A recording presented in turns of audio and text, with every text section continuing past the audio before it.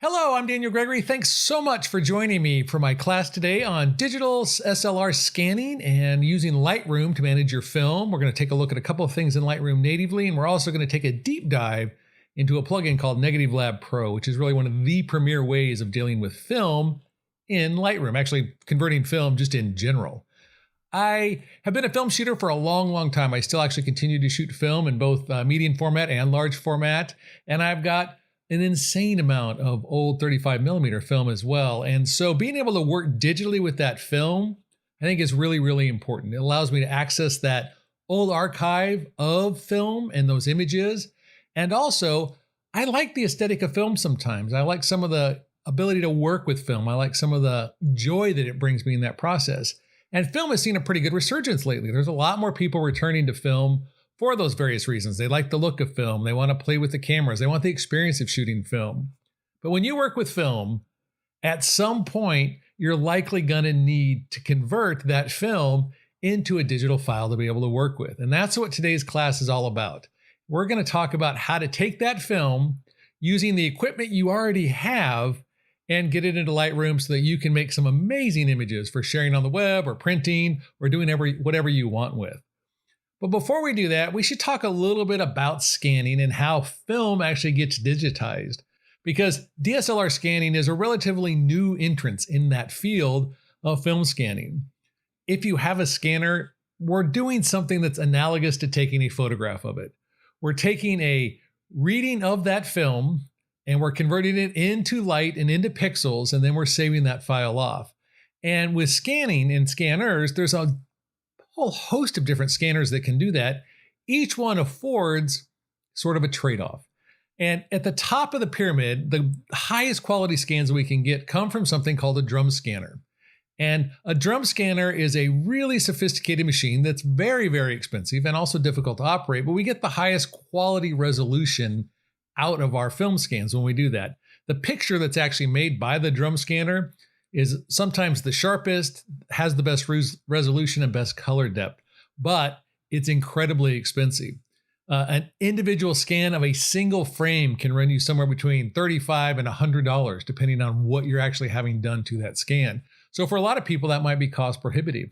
We could also look at, say, a dedicated film scanner, which is a machine that you actually can put the film in, and the machine will then actually scan it. You use software like ViewScan or the scanning software from Nikon or Epson or Minolta, whoever your scanner's from. Or maybe you use Silverfast. Use some program to talk to the scanner. Inside that scanner is a lens, a little light, and a little sensor, a CCD sensor that actually captures the information from the scanner from the negative. With that, you then bring it into software and you actually convert it. We also have flatbed scanners, and there's a lot of great flatbed scanners out there that have enough resolution and enough detail that can make some pretty good film scans. So we actually just take the film, we mount it into a film tray, and then we mount that tray into the scanner and we scan the software. Same principle as a film scanner, it's just on a flatbed. One of the luxuries that a flatbed scanner offers, though, like a drum scan, is we can wet mount. And what that means is we basically float the negative inside a basically like a mineral spirit solution. That allows it to actually be a little bit sharper in resolution. It helps the tonal value separate a little bit. It helps with dealing with dust and some of the other problems. We end up with a little bit better sophistication of negative from that. And then the last one is DSLR scanning. And this is the one that's really, I think, interesting because, one, it's highly approachable. If you already have a digital camera, you're going to be able to do this. Now, you might have to jump through a little bit of hoops. You might have to think about your equipment a little bit, but you're going to be able to make scans of your film.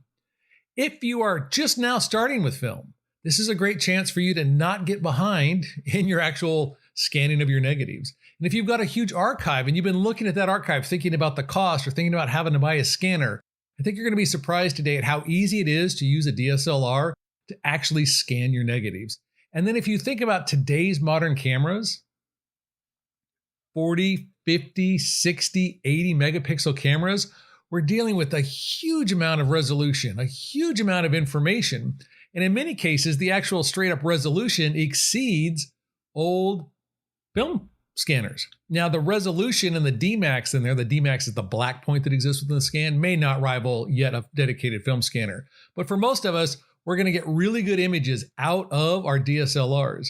And from a size resolution, people always ask me, well, how do we figure out what that even means? Well, your resolution for your file is pixels per inch.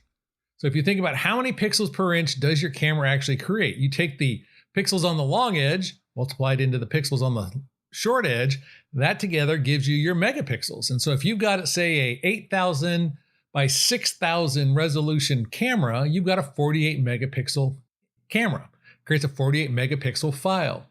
For average output, what we tell people to target is about 300 pixels per inch. My Epson printer, most Canon printers print at 300 pixels per inch.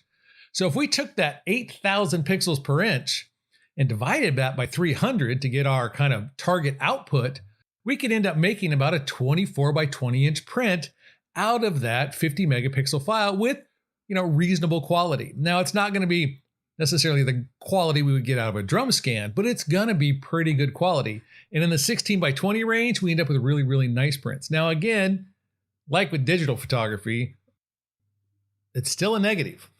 If you didn't do your job behind camera, this isn't going to make the image just magically better. It's not going to make it magically sharper. It's not going to fix any of the problems that existed in the file originally, but you're going to end up with a pretty good image out of the gate. Now, in the bonus materials, I've got a lot more information about resolution and how to calculate resolution, how that involves bit depth, which is basically width, height times the bit depth. But for the general purposes of our conversation today, let's assume you're shooting a camera north of, say, 24 megapixels. Maybe you've got, like I said, a 48 megapixel or a 60 megapixel camera. There's more than enough resolution for that. And even if you're just going to take pictures of your film because you just want to have an archive of them, and maybe you just want to share them on Instagram, a 12 megapixel camera would be more than enough resolution to actually be able to digitize those film negatives into digital files to be able to work with.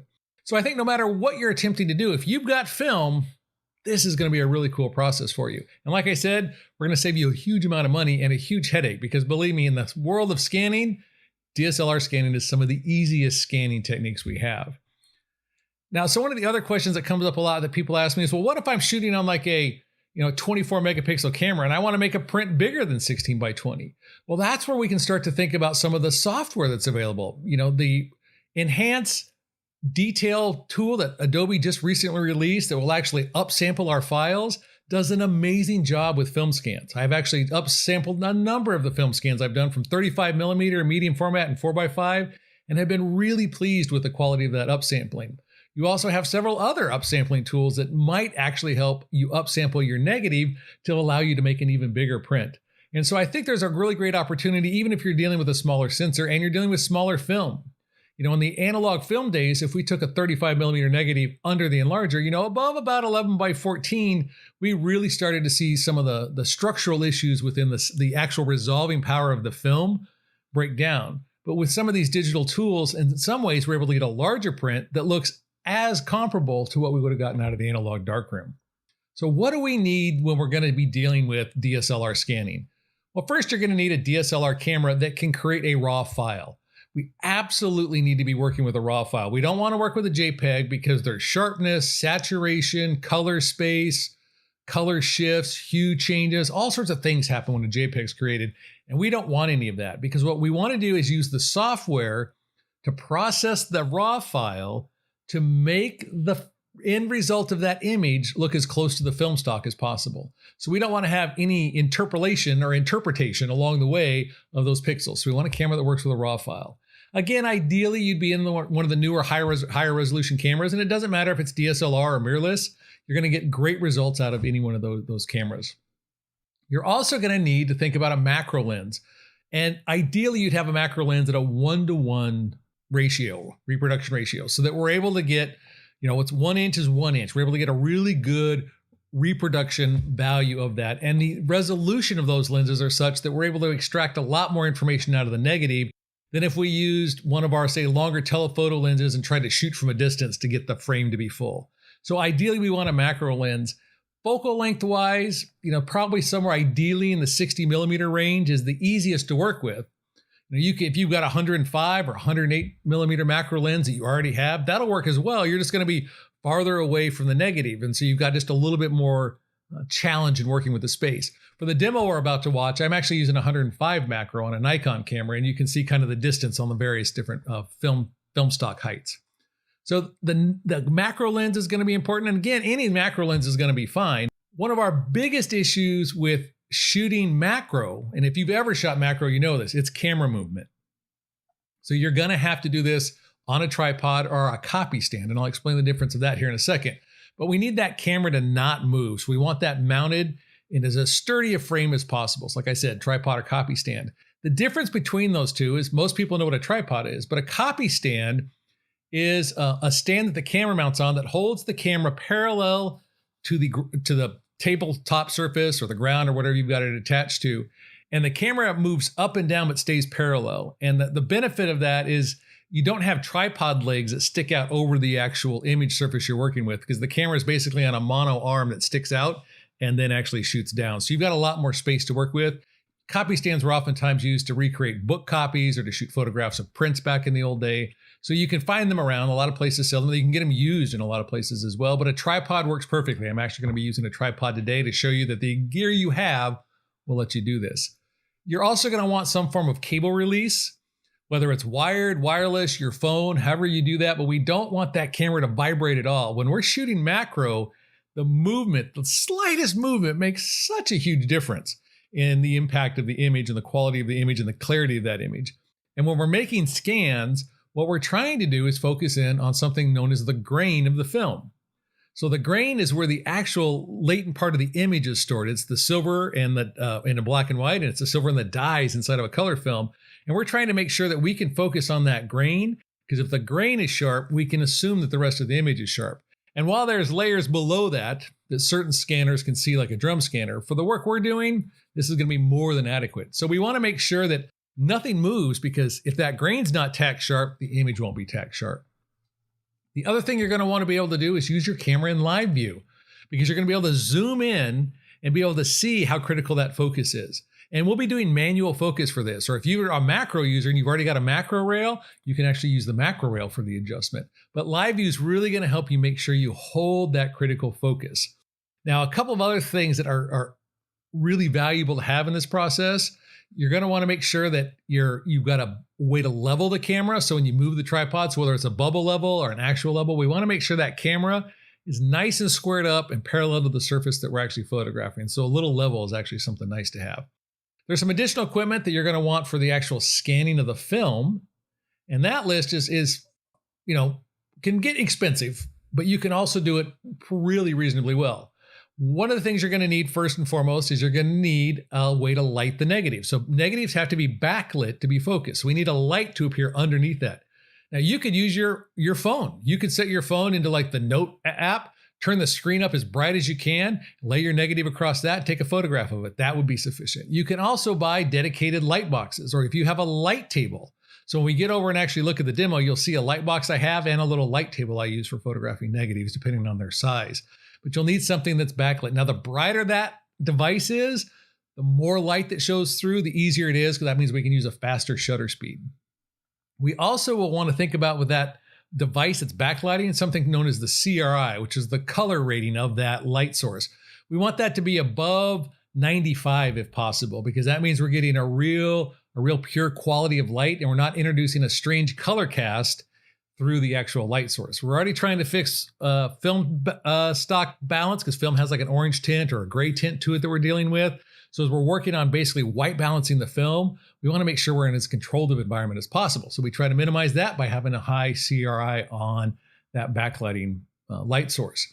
You're also going to need some film holders to actually hold the film down. Now you could tape it down to get it flat, but ideally you're going to get some little holders for that. And there's a number of companies that actually provide that. And I've got a list of some of those companies up on the screen. And if you get some of these film holders, then you can always use them over and over again, like for as many times as you need. They're not a one and done disposable thing. Some are made in a more kind of robust way, and others are made out of a cheaper material. But no matter what you pick, I think you'd be surprised at the quality of the film holder. The primary job of that film holder is to hold the film as flat as possible. Film has a natural curve to it. And if that curve actually causes the image to get out of focus, because you were focusing in a macro level, really close, really tight, and any bow or curve in the film would cause the edges to be out of focus. So we want the primary purpose of that negative holder is to hold the film as flat as possible. You're also going to need a couple of things for dealing with your negative. So ideally, you're going to use cotton gloves because you don't want to introduce fingerprints and oils into the actual negative. You also are going to need a way to clean your negative. So that will be a blower, an air blower. You'll also need a brush you could gently brush off with. And in some cases, you might need a dedicated film cleaner. Now, if you've shot film long enough, you probably already have some of these things laying around. And if you're new to film, you're just getting started and you're excited about the possibility of doing this, there are a number of companies that actually provide film cleaning brushes and blowers. And I've provided a list of a couple of companies that do that up on screen. The brush and the blower I use are the same ones I use for actually my digital camera, digital process works. I haven't bought anything special there for that. So we get that set of equipment together, and then we fall into the setup for actually making our film scan. So what we're going to do is we're going to jump up and head over to our little work table I've got, and I've got a stand set up with a tripod, some negative holders, and some negatives. And I'll show you how we actually make that process happen to get the raw file created, to get the negative of our negative, so to speak, created. And then after we're done with that, we'll return back. I'll import those into Lightroom, and we'll take a look at how we actually process those in Lightroom. Okay, we're over here at my scanning demo station. And what we're going to talk about now is the actual process of getting the negative scanned and what kind of things you need to do and consider. So even though we just talked about this is actually putting that into practice. Again, I'm using a tripod this time, not using a copy stand. So I've got my tripod, I've got my light source down here, I've got a macro lens onto my camera, and I've got a bubble level on front of the camera in this case, because when we set up our scanning station, one of the most important things, again, is to make sure that we are flat and horizontal and perpendicular to the film plane that we're photographing. So the bubble level helps me make sure that my camera is set right to left to make sure that I get the right set of perpendicular aspects on the camera. I also want to be on a very flat level surface. Make sure your table's not crooked or anything like that, so that your light source actually stays parallel to the film plane inside the camera. The other thing you're going to want to do is give yourself a little bit of time when you're first getting this set up. It takes a little effort to get the distance between the light source film plane and the macro lens and film plane in the camera set so that you get to use the full resolution of your macro lens. And sometimes you're having to make really small little adjustments. A macro rail, if you're a macro shooter, works great for this. But if not, just be really patient. It took 5 to 10 minutes to get this set up. And you can see I actually had to add a book underneath my light source because of the center column in my tripod. I actually couldn't get the lens close enough to the film plane without actually adding some height here to make sure I got the full resolution of the image I was looking for. So getting that all set up is really probably the most challenging part of this process of actually getting the scan set up, because once it's set up, you're really in an assembly line process and you're going through pretty quickly. Now, a couple of other things that we need to consider in getting set up is, one, you can see that film comes, actually grab over here since we've already loaded that. Film comes in different sizes. So this is 35 millimeter film. This is 120 film. And then we also have 4x5 films. This is a sheet of 4x5 film. So depending on what film you're scanning, again, you're going to have a different holder for the different sizes of film. And the reason that's important is they will require a different height based on the size of the negative. Because if you want the full frame of this to appear in the image, you're actually going to have to be higher and farther away from your light source and your negative than it would be if you're shooting 35 millimeter. So just be aware if you're going to be changing formats or shooting different formats, you will have different heights to account for that. But once we've got everything lined up, the right height, and everything's perpendicular, then we're ready to actually start thinking about the actual scanning process. And when we're working with film, film's very delicate, and we don't want to get fingerprints or thumbprints or things onto the actual film. So we're always handling film by the edges. So even if you're doing, medium format, you want to get film onto the edge as much as possible. If you do get fingerprints in there, you'd actually have to clean that off with a film cleaning solution that you would have to order, or if you have some on hand, if you're a film photographer, you might already have some, but to clean that film off. You can also use gloves. A lot of people like to use cotton gloves. I personally am not a huge fan of cotton gloves because they have fibers that can come off of them, and then you end up with these little hairs that exist onto the negative. And then when you photograph those, that's something you have to clean up digitally. So if I am going to wear gloves for my negatives, I like to use like a nitrile glove. And so these actually don't give off any sort of fibers at all. And also they're chemically inert, so they don't cause any damage to the negative. So a pair of gloves is nice if you're not sure, but really what you want to make sure your hands are really clean. So wash your hands before you start this process. And always handle your film at the edge of the negative, at the edge of the negatives. Now, the other piece about film is it has two sides. There's a shinier side, And then there's a matte dull side.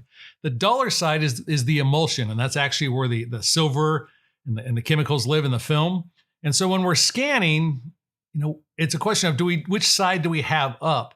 And when we actually scan in a scanner, it's really important. In DSLRs, it's probably not quite as critical, but I do think it's better to scan with the emulsion side up, which is the matte side. And the way you can tell if you're not really sure, you're early in your film process, is when you look at film, it'll have the name and the actual number of the frame. If you can read that properly, then you're on the glossier side. The emulsion side, that will read backwards.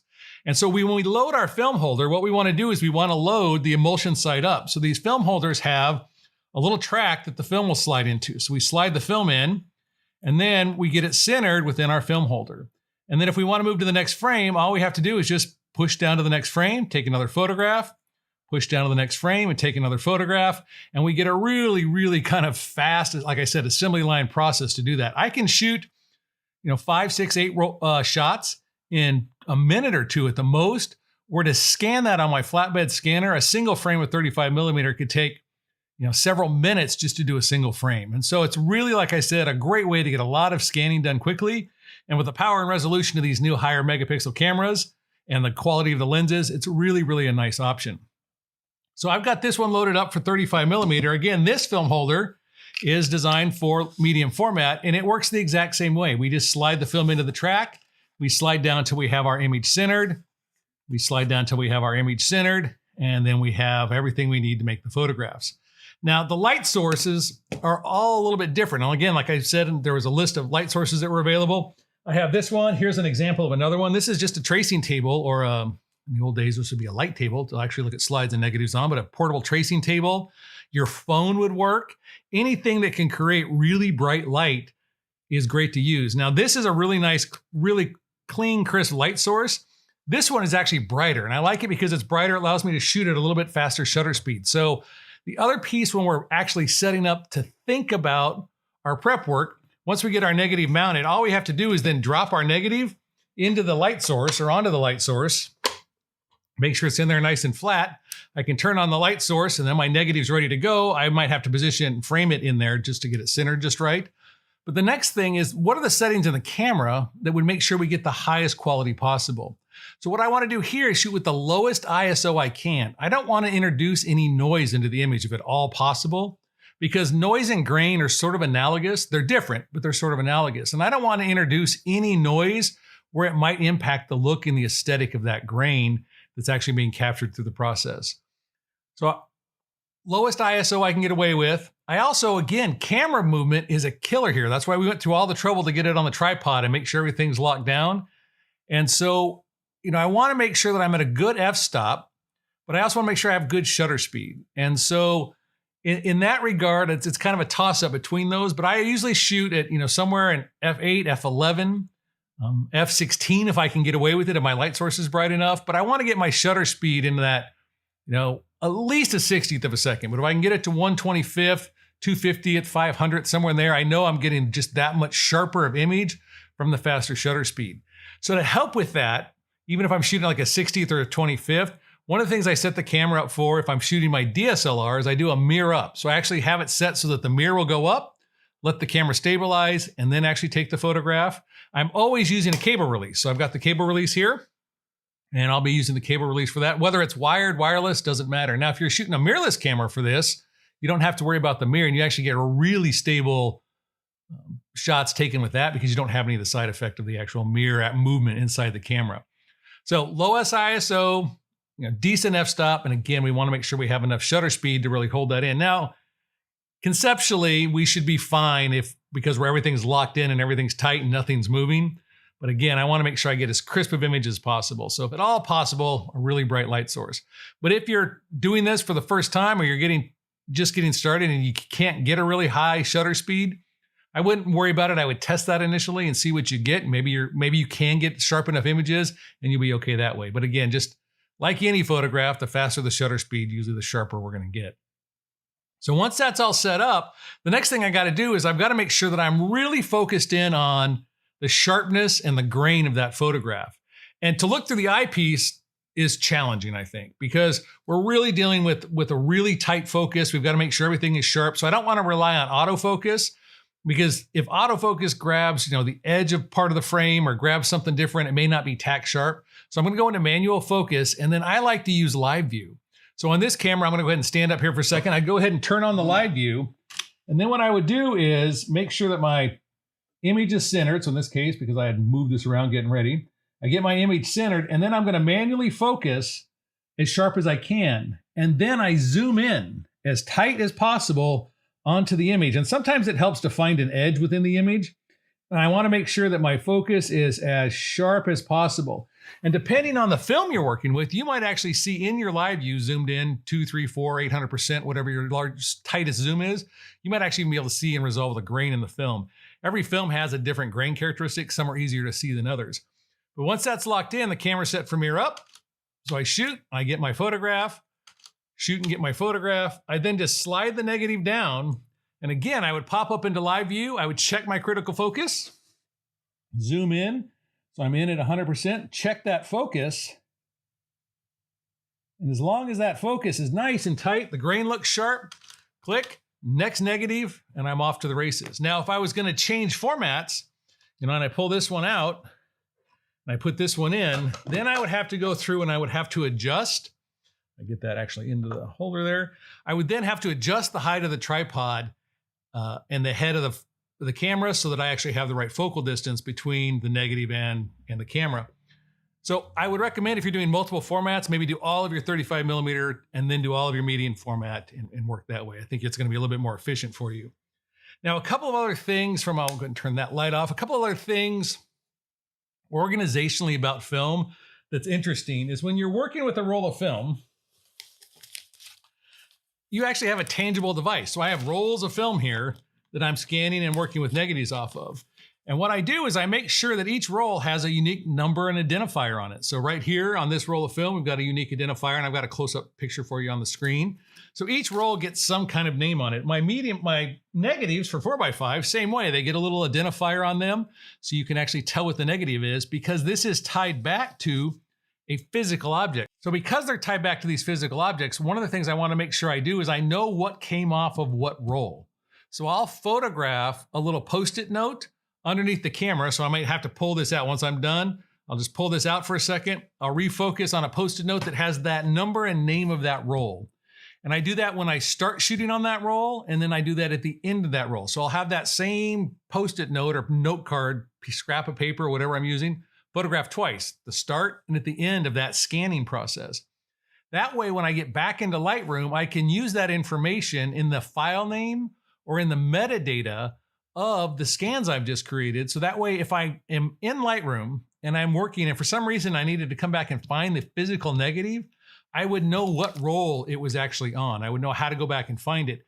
And then on a roll like this, where there's 36, I would also indicate the frame number in that position. So the frame number wouldn't be on the note card, but as I was entering my metadata information in Lightroom to keep myself organized, I would indicate that I scanned frame 1, 12, 18, 19, and 45 off, or 45. Not 45, only goes to 36, and 35 off this roll. Other than that, there's really not much to this process. The biggest challenge is getting everything set up, making sure that you're parallel and perpendicular, your negatives are good, they're clean. One thing about cleaning negatives is dust is your enemy. Just like hair fibers on the negatives are bad from the gloves. When you're actually cleaning negatives, just a hand blower or a can of compressed air works great. And you're just going to kind of hold it up to the light, and you can see the dust usually that's on there. And then you're just going to blow the dust off. You don't have to scrub. You don't have to rub. You don't have to do anything like that. Literally, if you just hit that dust from a certain direction, it'll pick the dirt right off. This is the same blower I use to clean the lenses on my cameras. I didn't go buy something special. So that's the base process. It's not that hard. Like I said, the hardest part is just getting this set up. So now that we've captured some images and we've got some images to look at, let's jump back into Lightroom and look at how we would take these negatives, convert them into positives, so we actually have some photos to work with. We're back in Lightroom now, and I've got all of the image from our scanning session imported, and we're ready to start working on them. And there's two ways we're going to work on them. One is we're going to make the conversion using only the tools in Lightroom, and the other way we'll be using the tool Negative Lab Pro, which is really kind of the premier way of working with film scans inside of Lightroom. But I've got this picture of our dahlia up here that we actually photographed earlier. And the first thing I need to do when I come in, because remember we shot the emulsion side of the film, so that image is going to look backwards. So one of the first things I have to do is come in and flip it horizontal. So when I flip it horizontal, it now has the proper orientation.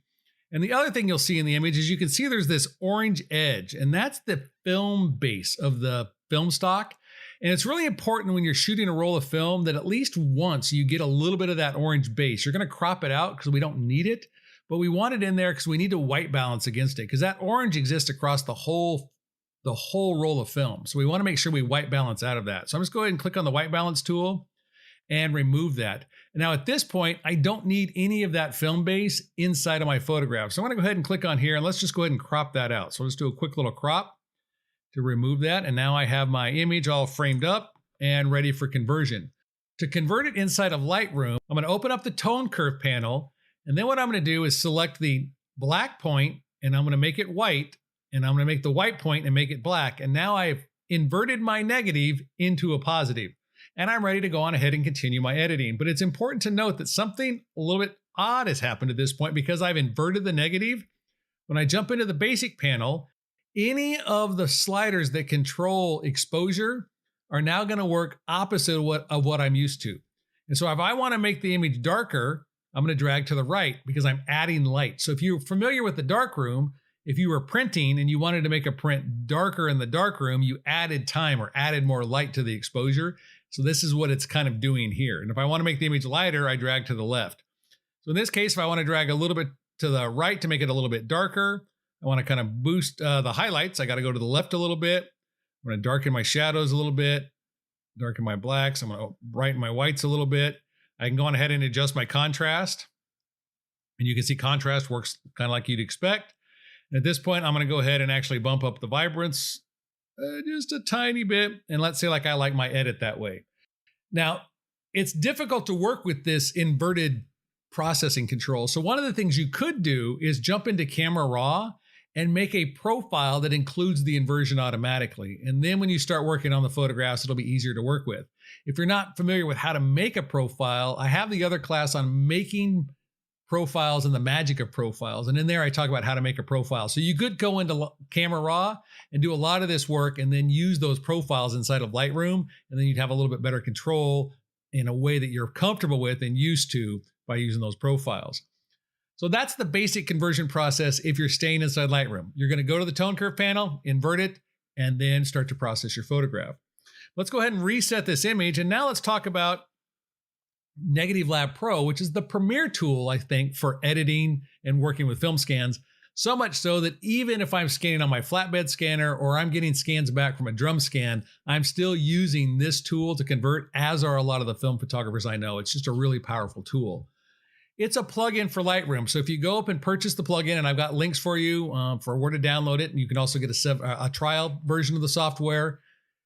When you download it, you're going to install the plugin, and then you have to activate that inside of Lightroom. So to do that, you'll go up to File, you'll go to Plugin Manager, you'll click on Add, you'll navigate to where that Lightroom plugin is installed on your hard drive. You'll select it, and then it'll show up on your Plugin Manager. And then if you're on a Mac, to activate it, you go down to Plugin Extras and Negative Lab Pro, or you can use the keyboard shortcut Control-N. If you're on Windows once it's installed, it'll be under the same spot in the menu. You'll go to Plugin Extras, Negative Lab Pro will be there. Or if you install the Windows hotfix, you can run the keyboard shortcut for the language of choice for your computer. Once Negative Lab's installed, we're ready to go ahead and use it. And just like before, I've got to deal with that orange film base. And so I'm going to go ahead now and white balance that out. Now, if you're dealing with black and white film, you don't have to worry about white balancing the film. It's not necessary in the process. But for color film, we always want to white balance that orange mask out.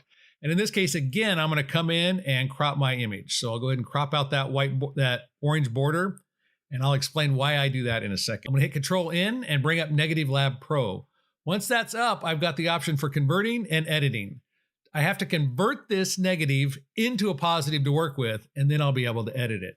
So under source is what is the source of this scan? Is it a digital camera? Is it a digital negative from a scanner, a flatbed scanner, or is it a TIFF scan that came from somewhere? In this case, it's detected that it's a RAW file, so it's defaulted to digital camera. Under color mode, I've got none, basic, frontier, Noritsu, and black and white. And what this color mode is it's, when the scan is done, what is the scanning emulating? Is it emulating, nothing? You're just getting a base conversion, a basic scanning, basic color interpretation, or are you emulating one of the two big dominant film lab processing scanners, the Frontier and the Noritsu? A Frontier scanner creates a little bit warmer scan, really nice blues, greens, teals. The Noritsu is a little bit cooler scan. Flesh tones look a little bit different. And so if you've never scanned, it's worth taking a look at those two. But if you're a film scanner, you probably have been used to scanning and selecting either a Frontier or a Noritsu. And if you're doing black and white film, you'll select black and white, and we'll take a look at a black and white scan here in a second. In this case, I'm just going to select the Frontier scanner. Pre-saturation is how do those colors get interpreted in the negative before the conversion happens. And the default is to kind of take the normal average across those. If you decide to change that, if you select a lower saturation, you end up with less vivid colors, but they're slightly warmer. If you, in the compression of the tones is a little bit more. If you select a higher pre-saturation level, you'll end up with a little bit more vivid colors, a little bit more color separation, and it'd be worth experimenting a little bit. But for the starting point, I always select the default of 3 because I think it does a really good job. Now, border buffer, as you remember, I cropped out those edges along the negative where that orange was. A border buffer will automatically exclude parts of the edge of that frame. So if I had had a uniform border around my photograph, I could have set the border buffer at 5%, 6%, 10%, and it would have excluded that information when it made its calculation to convert. And the reason that's important is part of the process of conversion is to look at white points and black points. And if that film base is there, that's the blackest point in the conversion process. And so it could throw off the conversion if you have in an excessive amount of border in the image at all. So I like to exclude that, and that's what border buffer is. Now, once I convert the negative, it will go on ahead and make the conversion, render it out, and then it'll drop me back into the development module, and I will now be in the edit tool for Negative Lab Pro, and you can see here it's made my conversion. If for some reason I don't like this conversion, all I have to do is go back to the convert and click unconvert. And now I could come back in and choose a different option, and I could use the new option for the conversion. So you can undo and redo and convert and reconvert as many times as you want. And so now we're going to see this process come through, and now I actually have the basic conversion. Now, something else you can do, and we'll jump back in here in a second, is I could select multiple negatives. And if I get that case, then I can convert 3 negatives at one time. And so I'll go through the conversion process there. And if I convert that, so this is from Bryce Canyon, but if I convert those, then I have the option of making all 3 conversions happen at once with the same options and same settings. So there is batching feature available in Negative Lab Pro. So let's jump back to the negative we converted. We'll activate Negative Lab Pro, and now I'm in the Edit tool. At the top is the option for saving the settings that are applied when I open Negative Lab Pro. So if I want to adjust brightness, contrast, lights, darks, and a white balance, I could save that, and the next time I open Negative Lab Pro, it will automatically have those settings. Under the tone area is contrast and color response for how to interpret the colors after the conversion. And cinematic is for cinematic films. Lab here is not the LAB color space conversion. This is as a photographic film lab would create. And then linear is a linear response to the actual interpretation of the data. So I could come in here and say, choose a lab soft.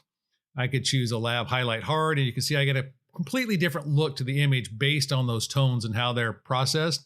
This little icon right here allows me to just cycle through all of the options inside that pull down without actually having to select the pull down each time, which is actually a nice feature if you're just trying to go through without having to go back and pull down over and over again. So in this case, we'll stay at lab standard. Brightness, contrast, lights, darks, whites, blacks work just like the basic panel does in Lightroom. If I want to brighten the image or darken the image, that works like exposure. I can increase or decrease contrast. I can darken or lighten up highlights. Now, some films are going to be much more responsive to these tools than others, and you want to have a delicate hand in here. So one of the things you can do is click into the box and use the arrow keys to move up and down by a value of 1. Or if you hold down the shift key, you'll move by a value of 5. So that's a way to get a little bit nicer granular control if you're having trouble feathering the slider bar. Soft highlights and soft lows are at the extreme edges of our image. We lose a little bit of of contrast and a little bit of texture and detail by softening that curve at the very edges. And so you end up with a little bit, I think, nicer quality to the highlights and shadows, but you might sacrifice just a smidge of contrast within there. White clip and black clip. When we scan, we're trying to make sure we get the maximum dynamic range possible, and scanners attempt to not clip any white pixels or black pixels. But there are times you may want to increase or decrease the clipping within the actual scan that was made. And so you can come in here and set a white clip or a black clip. And if I can do a -20, I actually am basically darkening the highlight. So I'm allowing to clip more of the highlight. And you can actually see I got a little bit more tonal value, a little bit more detail into my highlights by clipping the white point a little bit. So while I could do negative, I can also make that a positive, where I actually would clip out the highlight. And now you can see I'm actually blowing out detail by clipping and going too far. So you've got the option of dealing with the response within the white point and within the black point. Down here in the next section is all about color. And so the white balance is about setting the white balance for the image. So if I come in here and click on white balance, here's my options for white balance. So I've got some auto options, standard white balance, and then simulating the white balance of a generic Kodak film, Fuji film, or cinematic film, or I could apply a custom white balance. So I could come through here again and select auto warm. And if I click on that little arrow, you can see I can scroll through and pick my different options. And so I could decide, in this case, I really like to say the Kodak white balance and use that as my white balance. And I've got tint and temperature sliders that work just like they would in Lightroom. Now to activate the white balance tool, slightly difference between a Mac and a Windows. If I'm on Windows, I'll click on that. I'll mouse over the area and I won't necessarily see a pointer or an indicator. And I'll just click on the value that is truly white balance, neutral gray. Click on that. It takes a couple of seconds and you'll see the white balance render. If you're on the Mac, you'll click on it and you'll get the operating system's color picker. Select the white balance that you want, and then whatever you click on in the image will then be white balanced against that. So in this case, obviously choosing pink was probably not the appropriate color for the white balance. But that's how you use the custom white balance color picker. So I'll go ahead and go back to that Kodak white balance that I actually sort of liked before, so we don't get nauseous from that color. Down here below is a LUT, so a lookup table, so I can apply a color lookup table to this. So I can do a natural aesthetic, simulate a Frontier Scanners color palette. Crystal is the Fuji crystal paper that traditional chromogenic prints are printed on these days, or a Pac-On was an old type of scanner. So it simulates the color palette that came out of there. And this is the relative strength of the LUT and how strong the LUT is applied from 25 to 100. If you're on an old version of Lightroom, you won't see this because you need to be on something greater than Lightroom 6 to actually see this effect. The next section is the sharpening, and you've got leave as set, which takes the sharpening as it's currently set and valued in the detail panel. You can also come in and have no sharpening. You can have lab sharpening, which simulates the amount of sharpness that a film lab would put into, say, a Frontier or an Aritsu scan. Or you can do a scanning level sharpening of a flatbed scanner, which is a little bit more gritty, a little bit more crunchy. There's usually a little bit more haloing that happens in there. A lot of times that looks a lot better for a black and white image. So that's the basics of using Negative Lab Pro when you come in and make those selections. Now, the other piece about working with film that really isolates targets and gets great film quality is your color control within your highlights, your midtones, and your shadows. And the range is how wide into the midtones the shadows are allowed to reach, or how narrow the shadow is defined. So this is analogous to like an amount slider in a range mask. But you could come in here and decide within the highlights that you actually wanted the highlights to read into a little bit, say, cooler value to better simulate what you expected the film to look like. And maybe you wanted your midtones to actually be a little bit warmer in the image. So you can actually end up with a little bit warmer characteristics. So adjusting these mid, high, and shadows is really the nuance of getting color correct inside of these negatives. And I would encourage you, rather than using the tools in Lightroom for color adjustment, to really come back and focus in on this area, because this is really, I think, the better place to make those corrections. So go ahead and click apply. And at this point, we'd say our negative is converted. And if we didn't like that, like I decided those greens were a little too punchy, I can come back into Negative Lab Pro. And again, all those settings are preserved. And then I could decide that I'm going to go ahead and back off some of those settings of those greens. And you can see those greens are starting to get a little bit more under control in terms of their punchiness. So you can always come in after the fact and make those edits. Now, the cool part, again, non-destructive. The entire workflow is non-destructive. But if I wanted to share this, I wanted to export this, I wanted to work on it in Photoshop, or I wanted to be able to use all of the tools inside of Lightroom like I expected, I could come down here and choose make a copy. And in this case, I could choose JPEG or a TIFF. And if I select that and click apply, what's going to happen is it will actually export that photograph, export and process that photograph out as a TIFF file, stack it next to my original RAW file, and now I would have the RAW file and the original TIFF file to work on. One of the other great parts about this tool is it does an amazing job with black and white conversions. Let's go on ahead back here and let's select a black and white image. Let's go ahead and select this image. I'm going to go ahead and choose the color model this time of black and white. I'm going to convert that negative. So it's going to convert it now into black and white. And again, all the same tools are there for me to use. All the same functionality of Negative Lab Pro is there for me to use. Except this time I'm working on black and white. And for me, for black and white, I usually select linear gamma or linear deep is my two kind of preferences for working with a black and white image. So this time let's choose linear deep. And again, just like before, I've got all the control of my lights and my dark, so I can really kind of come in here and play a lot with how I want contrast to look within the image and kind of how I want the overall aesthetic of the image to look. Again, I can work with the soft highlights, soft lows, black clip, all that. But the cool part down here is if you're a person who wanted to say do a little split tone, or you actually wanted to add a little color contrast in color into your black and white image, you could come in here and say even just do a white balance adjustment, but you could add a little tint of a yellow, a little magenta, and kind of get a kind of a sepia tone look to it. You could bring it back and cool it a lot and actually kind of make it look a little more like a cyanotype. You could come in and decide that you don't want to do that, but you want to split tone it. So I actually want my shadows to kind of have a red quality to them, and I want my highlights to kind of have a blue quality to them. So you've got a lot of color control even within a black and white. But these are really beautiful black and white. I think this is, as a black and white photographer, these conversions do an amazing job working with the image. Again, just in this image, you can see I've got some little dust pieces that I didn't get. So again, even after the conversion, I could just come in after the fact and start to work on getting those little areas cleaned up. And again, if Lightroom doesn't do a good enough job, I could just punch into Photoshop to make that happen. Couple other things about Negative Lab Pro that are worth mentioning, so outside the conversion process. And the thing that originally attracted me to Negative Lab Pro wasn't even the conversion. It was what happens to film scans in the library module. So when I come into the library module, under the metadata panel, when you install Negative Lab Pro, you get a new set of metadata. When I click in there, all of a sudden I've got all the information about the conversion settings and LUTs and values that were in my settings for converting negative into a positive. But I can also come down here and indicate what equipment this image was taken on. So this was taken on a Nikon F5 camera using Tri-X film. I noted that the lens was broken just because I was making something up. It was scanned on a digital camera on tabletop. The source was a light bulb, but I could come in here and say the developer that I used at this time was, say, D76, the classic developer, at a dilution of 1:3.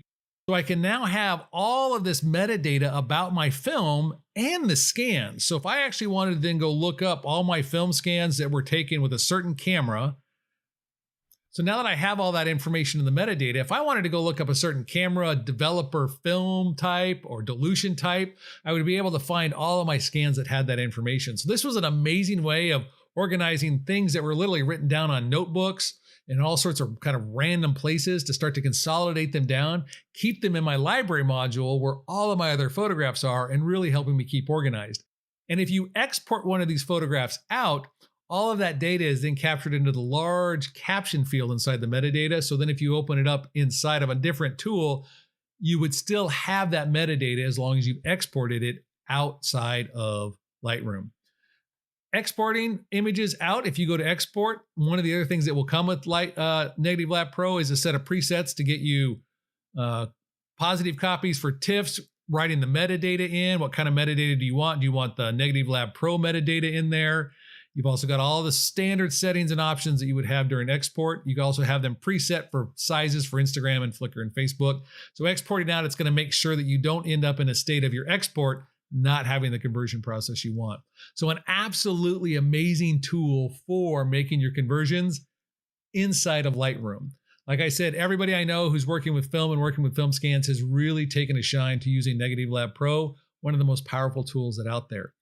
I hope if you're a film photographer or if you're thinking about getting into film, or like I said, you've inherited hundreds of negatives from your family, that today's class is giving you some energy, some enthusiasm, and some hope that you could use your camera to make some really high quality scans and use what you already know about Lightroom to either convert them inside of Lightroom or with a little help of a plugin to actually make that conversion possible so that you can really incorporate the use of film into your workflow in a way you hadn't considered before. Thanks so much for joining me for this class. I hope you enjoy the rest of the summit. I know I've learned so much from so many of the classes, and I really do appreciate you spending some time with me. Don't forget, if you're a VIP person, to check out all the bonus material. I've got a lot of information in there that we didn't get the chance to cover in this class. So hopefully that helps you with any of the other questions you might have about the process. Thanks so much and have a great rest of the summit.